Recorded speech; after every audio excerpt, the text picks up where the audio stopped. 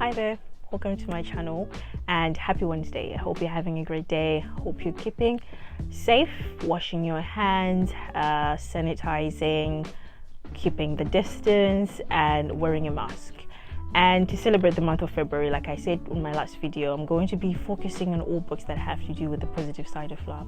So last week I reviewed Love and Color by Bolu Babalola, and that was an anthology. And today book number 2 is going to be a book of poetry, and that's Bridge Over Waters by Tirivashe Marandure, who is a Zimbabwean author, a doctor, and a photographer. And you guys, he wrote this book for his fiancée, and I just had to review it because it literally stands for what exactly I'm focusing on, and I hope you guys are going to enjoy it. I am going to read Tirivashe's bio. So Tirivashe Marandure is a doctor, a poet, a writer, and a photographer. His photography has been published in newspapers, online publications, and magazines in Zimbabwe, as well as online in the USA. Often he has described himself as a staunch believer in the best case scenario, a viewpoint which has in many ways enabled him to write so candidly about his experiences.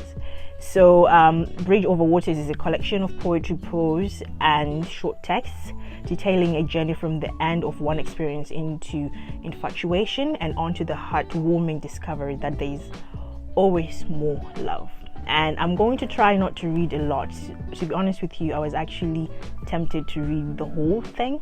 I'm pretty sure if you watch some of my videos, you know, like I can get a bit overboard, but I'm just going to read a select few, and I hope you guys also enjoy it. So let's get into the video. For the first part, I'm going to read like 4 poems in a row.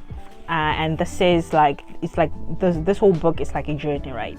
So in the beginning, it's like when he hasn't met the girl, so he's anticipating how he's going to meet her. Like, she's still, you know, a figment of his imagination. He's hoping, he's praying.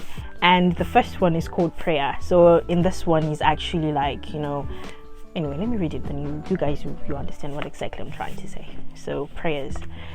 I told God I thought it wasn't right that Adam only had to go a day, but I've had to wait my whole life for him to do what he did back then, for him to lay me down, and from the parts of me I didn't know meant something, to fashion a helper meant for me. And I think this one is quite self-explanatory, because we all know, like, the story of Adam. You know, he didn't have to wait that long for him to, you know, to meet his rib, his Eve. And I like that this guy, like, he was really anticipating, like, he was very hopeful, and, you know, he got to a point when he was a bit frustrated that, you know, Adam actually had it better. You know, he didn't have to stress, you know, all this thing of, you know, finding the one, red flags, you know, all of that. For him, it was just like, this is Eve, and he chose Eve, and it was very easy. But for now, with our generation, you know, you have to go through a lot. You have to go through a lot for you to actually get to meet someone, and which is why it's very important, like, if you're a Christian like myself, it's very important for you to, like, pray for your future husband. Like, I know I'm personally trying to, like, divorce myself from this notion of the one, you know, because I feel, that's my opinion, like, if you have this mentality of, you know, the one, you end up like settling or, you know, staying in a very unhealthy relationship because you just feel like they're the one. So I'm kind of divorcing myself from that mentality, and then I'm just praying for God to meet, like, people who are actually good for me, you know, people who actually, you know, have the same goals, and, you know, that actually like the same thing as I do. And I know it might not be tomorrow, or it might be like 5 years from now, 10 years from now, because you never really know. But I'm just, you know, it's very good for you to pray for these things, because I think we kind of seclude God when it comes to, like, things which have to do with relationships. We like taking things into our own hands, and I think relationships are a very crucial part in life because they literally mold you, and they actually, you know, they are very important in our lives, be it friendship, especially romantic relationships, because at the end of the day, if you want to get married, because not everyone wants to get married, if you want to get married, you're going to be with that person for a very long time. So I think it's very important for you to, like, pray about it, pray for them, you know, even when you're anticipating, when you can't be patient, you know, just pray for God to, like, you know, help you to be patient, to wait, you know, for the ones the one, or like for him to bring people, then you can choose from there. I think like right in this moment in time, that's like my thought process. It might change as time goes on, but right now that's exactly what I think. Like divorcing myself from this whole thing of like the one, but just praying for God to bring like the right people into your life, so then you can choose from there. But maybe I might change my mind, I don't know. But yeah, anyway, the next poem is called Valentine, and it's also someone who's anticipating to meet their lover. And here it goes. Here's to candle dinners we haven't had, movies we haven't watched, theater popcorn we haven't shared, Sunday mornings we've never slept in, picnics we're not having, all the hand holding we're not doing, and here's to all those kisses we've never stolen, and all those times you haven't fallen asleep next to me yet. Happy Valentine's Day to the Valentine who hasn't been found. What I really liked about this was like he's anticipating, obviously, like the previous one, but with this one, it's like the things that he wishes, he longs to do. So he's like writing them down, that they haven't happened yet, but they're surely going to happen. And I really like this because this is coming from a guy's point of view. I don't know, like I did an IG live with one of the poets whose book I reviewed a few weeks ago, and we were talking about how most men don't really express how they feel. So this is very important. This is why I also wanted to do like this whole thing of focusing on the positive side of love, because most men, they're a bit more nonchalant, and it's very good, it's very refreshing to see like men who are actually in touch with their emotions, who express them without feeling like they're doing the most or they're not doing anything at all, and that's very good. Poem number 3, it's called Tinde Coffee Shop. I'm not sure if it's tinned or it's Tinde. The Shona in me wants to say Tinde Coffee Shop, but we'll go with that. So here it goes. When they ask, I'll say we met in a coffee shop. You were working away at something on your laptop, your cup of dark coffee sitting on the table, looking rather neglected, your eyes focused on the screen before you, oblivious to the world happening around you. I will tell them I sat there, book in hand, but unaware that I had been reading it. Now watching you, reading you, unsure what it was that caught my attention, anchored it on you. Then you smile again, briefly, and then I remember. I caught a glimpse of the upturned edges of your lips, and I've been looking at you, hoping to catch another glimpse of that smile. Ever since then, even right now, still watching you, still waiting to see you smile. So, man, this poems, they're quite, there's no like hidden meaning behind them. They're quite straightforward, and they're like spot on. And with this one, it seems like now he's met her, he's seen her, but I don't think he's really introduced himself. And I just like that how this is a whole journey. Is like taking us through the whole journey, and I really enjoy that. So the next one I'm going to read is called Anticipated, and these are literally like back to back, so you kind of see how it goes. And Anticipated is the one I'm going to read now. If you could live in my mind for a day, you'd see your name punctuates the paragraphs of my thoughts. Every second sentence a prayer that you see me as I see you. Every other minute I fall deeper into an infatuation that burns with an unfamiliar tenacity. Lord knows I've been waiting for something like this with someone like you. Yeah, man, I really don't have a lot to say. Not because there's nothing to say, but it's very beautifully written, you guys. Like, I really like things that are straightforward, because mostly when we hear poetry, we kind of think, you have to put two and two together and trying to ponder on what exactly they're saying. But with this one, it's just flawless. You already know what he's saying, and it's very nice. And if you're someone who is not good with words, but this is how you feel, I would encourage you to write it in a card. Obviously you have to write the name of the person who wrote it. But if you're someone who struggles with words, especially with Valentine's coming, if you're looking for something nice to do for your for your loved one, I think I would highly recommend you like write something like this, or buy this book actually, and then write the poem on the card and then just say who wrote it, but that's how you feel. And I think it's very, very nice. I really like this book, you guys. I know I've said it so many times, but I really like it. So the second part is going to be when he's finally met her, and I hope you guys are going to enjoy it as much as I did. So part 2 is when he's finally met her, and I'm going to start with the one called Offering. And here it goes. I pour myself into you, my ideas, my dreams, my hopes, and my love. As I gently tip it over, more for me cascades over the rim. And with each passing day, you become more me than I am myself. As I empty out, I cling to your promise. A promise to pour yourself into me as well. So that as time progresses, we become so much of each other, that equal portions of me are in you, and you in me. And so, I pour myself into you, my fears, my prayers, my heart, and my soul. You know what? I'm really I usually have a lot to say, but this book, I think this book of poetry is the first one which has really left me speechless. This is brilliant, and the guy is a doctor, he's a photographer, he's a writer.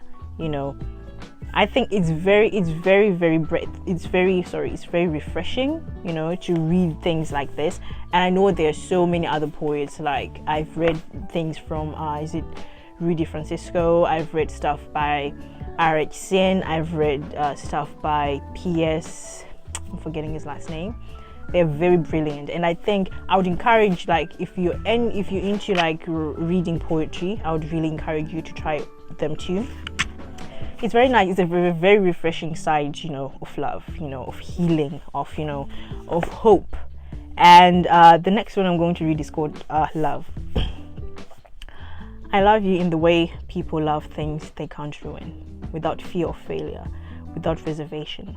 I love you in the way I love my favorite cake, always craving you, always in need of just a little more. I love you in a way I love my niece, with a fondness and a tenderness that time can only inflate. I love you the way I love my best friend, unchangingly, unfailingly, regardless of the past or present. I love you the way I love taking photographs, always striving to do better, underselling and overachieving. I love you the way I love my mother, with the overwhelming burden to try and outlove her back. I love the way I love you. Like every moment is its own forever, and you're worth of an eternity of I love yous in this very instant of time. Yeah. Again, speechless. But I love this book. I feel like I'm not doing enough justice, because like each poem is literally leaving me speechless. It's literally leaving me speechless. So yeah. I'm so sorry. I rarely do this. I usually have like so much to do, and I've read this before, but each time I read it, it's like the first time again. That's how engrossed I was. I remember the first time I like read the book, I was like ticking every poem. I was like, okay, I'm going to do this one, and then the next one I was like, okay, I may have to do this one, and then the next one. And obviously I can't do that. I can't read all of the poems because I don't want to ruin it for you guys, and also it will end up being like a 4-hour video. We don't want that. But yeah, I'll be reading more of them, not more of them, no, but a bit more. Like from this section I've read 2, so I'll read one last one, and it's called Tender, and here it goes. I'm for the quiet times, the late night conversations about stuff, movie nights at home where it's just you and I and popcorn. The chill times where we both read our own novels in silence. I'm for the quiet times, long after the music has died down and everyone is just trying to get home. The mornings where one wakes up before the other, quietly watches them sleep. the times where it is enough to look you in the eye and smile, and for the quiet times when you sit and think about the future and wonder, for the times you contemplate the past unconcerned, the times you realize that this is good and we're going to be okay. Hey, mate, this doctor, I wonder what kind of doctor he is. Does he have to do like with the heart or what? Because he really knows how to to write, and his wife is very blessed to have him, because it's not every day you see men who write books for their wives or their girlfriends even, and another man who I know who wrote for his wife was R.H. Sin. He's on Instagram and he literally only follows his wife. I have one of his books. I think I'll probably review it in the coming days. I'll probably edit on to the series of Love and All Things February. I think I'm going to go with that hashtag. Yeah. And yeah, man, it's very nice. It's very nice. So I'm just going to read one more and then we'll get on to the last part where she ends up being the wife and gets down on one knee. And here it goes. This one is called M, literally the letter M. And when I think about all the things I love about Black women, I think about you. You are grace and strength, courage and sweetness. You are coffee beans and honey. I will fight for your smile. I'm so sorry, you guys. I really ran out of words to say, but with this, it's really hitting home. It's that good. It's that good, especially if you're someone who likes this kind of things, who's into written words, who's into people expressing how they feel through words. This is for people who are into words of affirmation. If your love language is words of affirmation, definitely this will be for you. And yeah, let's move on to the next chapter. I hope for the last part I'll definitely have something to say. And I'm so sorry, I just feel like I'm not doing this book justice because I'm not saying much. I'm just reading it out, but I'm just speechless afterwards. I hope that actually tells you guys how happy and good this book is, or how happy I am and how good this book is. So yeah, the last part, which is now he's getting, now they're together. Well, they were together the last part, so now I think they're about to get married, and I'm going to be reading the last 4. So these are the last 4 poems in the book, and I hope I'll have something to say. So here it goes. The first one is called Hey, I'm Proud of You. When was the last time you were reminded of the strength and beauty of your spirit? How long has it been since someone set you down, looked you in the eyes and told you that you were the kindest, most resilient soul they've ever seen? I know there are some nights you get home and can't wait to put your feet up and just breathe. Your hours are demanding, your shifts are long, and people aren't an easy species to work with. On any day, you can't get more than 3 mouthfuls of your lunch down before somebody needs you. Well, I just wanted you to know that you are fierce and you come out of this better in every way. You can do this life thing. I believe in you. You made it out of bed today. Well done. I'm proud of you. Did you have a hard day? Get up and try again. You have it in you. The end. And it has TT at the end there. I think those are his wife's initials. And with this one, as much as it's not romantic, I think this is a very heartfelt piece, because it's good to always have a support system, someone who understands that you'll be having hard days and you just need someone to just say you're doing great, you're doing a fantastic job. It doesn't have to be something something huge, something grotesque. It can be quite something as simple as getting out of bed, something as simple as just you eating, you know, because there's sometimes when people suffer from depression, you know, and I know, like, I'm not talking about this, but you know, in relationships you might end up with someone who actually suffers from depression, and I think it's actually good when you have someone who understands, someone who's encouraging, someone who's there for you, someone who has these words to say, you know, that I'm proud of you, I see what you're doing, people, you know, you've had a hard day, just come and we'll sit down and we'll talk about it. It's very, very nice, and you know, it's very encouraging, like I said, to see like there are people like this, you know. Ladies, don't lose hope, you know. There are actually some good people out there, people who just want, you know, the same things as you do. So when someone ever suggests that, you know, oh, there are no romantic man, no romantic Zimbabwean man who don't, you know, men don't ride for their wives, or I have proof, okay, I have proof, and you cannot say otherwise.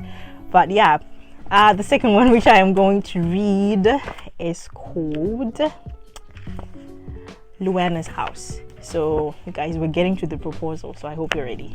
Luana's House. I can't promise you an easy life, but you have everything you need. When it gets dark inside and the walls lean in, no, you won't have to sit alone. There will be laughter and love and a full belly to rub. As we tuck you in to bed, you will have memories abundant and light. Plenty enough for now and all the days to come. This will be your home. It will carry you everywhere you go. So I'm trying to decipher this one.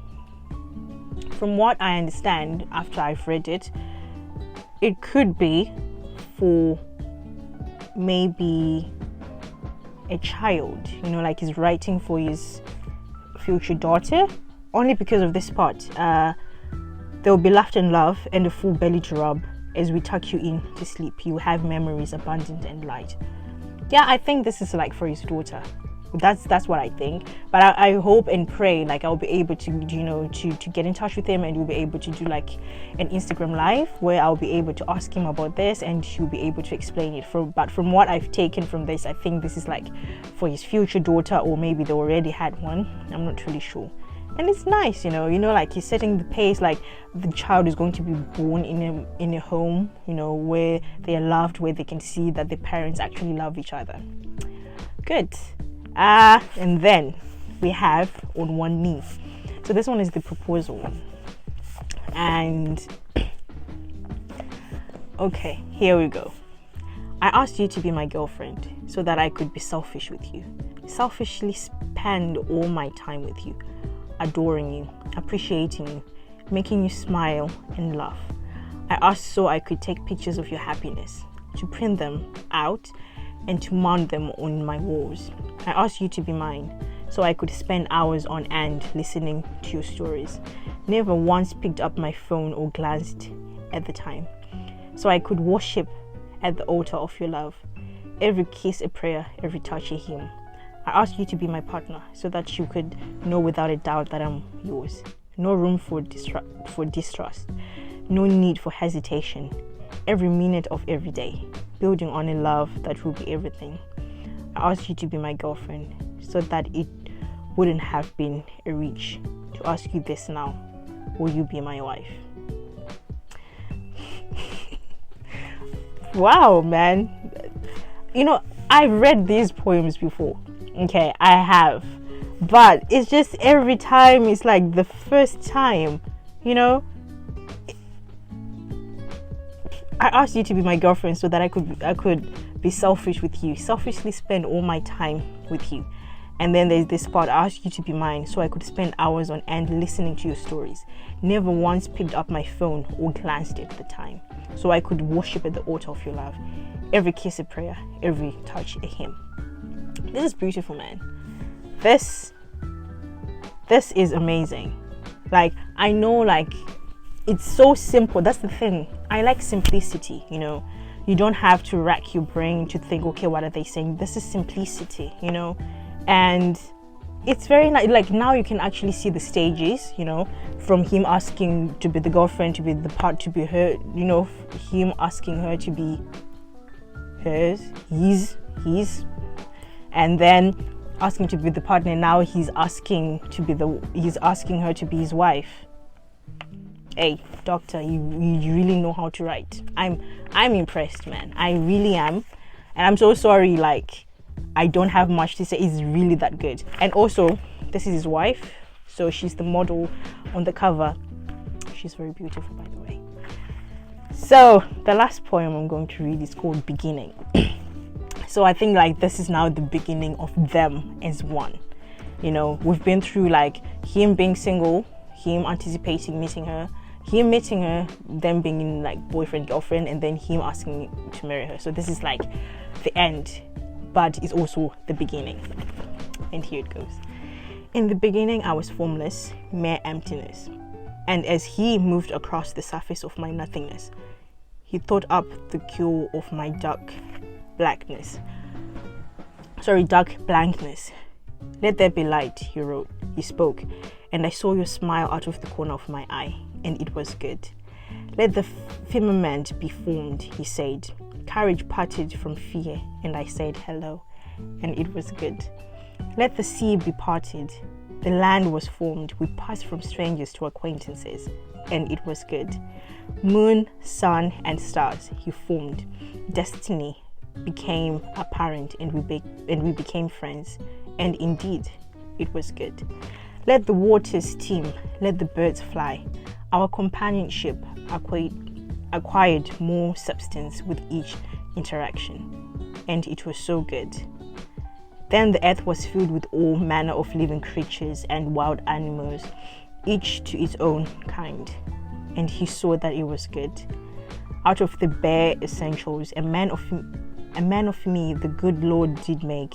In my soul burned a desire for one of my kind.